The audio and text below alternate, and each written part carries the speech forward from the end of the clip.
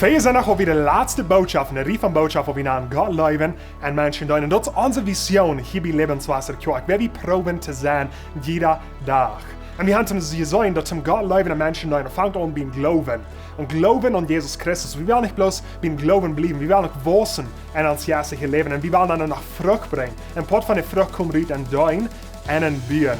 En so deze Fähigkeit zijn, dan kijken we naar den Thema von Gott zijn Reich Bühn. Nu, Jesus roept jeder ein von uns zum Arm zijn Reich Bühn. Hij zegt, gut riech naar de Völker von der Welt en merkt den te Leerlinge.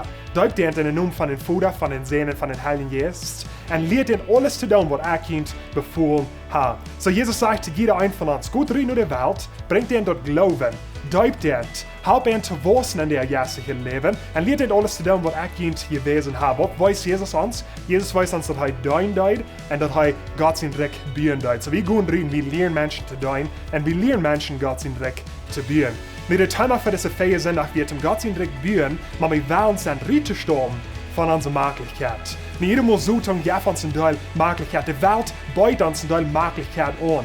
Er sagt, gut rüten, mehr ein Teil Geld, kijk een grote Häuser, mehr kind dat möglich, hat eine gute Familie, dort eine Vakation ist vor, sieht so möglich als möglich.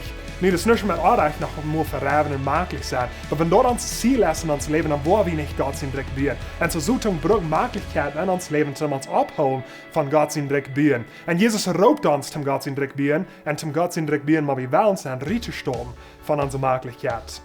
In Johannes Kapitel 6 sagen wir eine interessante Geschichte. Jesus hat gut 5000 Menschen gefeit mit einem Wunder. Und so Jesus verleiht nach Kapernaum und all diese Menschen sagen, Jesus hat uns Eden gegeben, warum hängen wir gehen? Und so die fingen an bei Kapernaum und die sagen, Jesus, hey, wer verleiht uns? Wie gleichen die?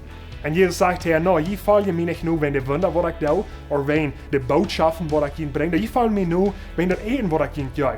Irgendwie wird es möglich, dass ich ihnen Eden gebe. Und so Jesus fängt an zu predigen. Ich sehe das Leben gebraucht, wer von mir eden wird, wird ewig leben. Und die Menschen, die werden unmöglich, und die fangen an zu verlieren. Und Jesus sagt, es ist dort unmöglich, steht jemand dort.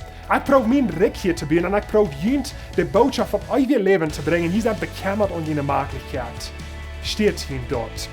Und so wir bauen Gott sein Reich mit unserer Zeit, mit uns Geld und mit unserem Glauben. Und Gott gibt uns all das, und wir können rausgehen und haben sein Reich bauen. Aber viele sagen so, no, das ist Zeit, das ist Glauben und das Geld, weil ich brauche zu mir möglich mehr.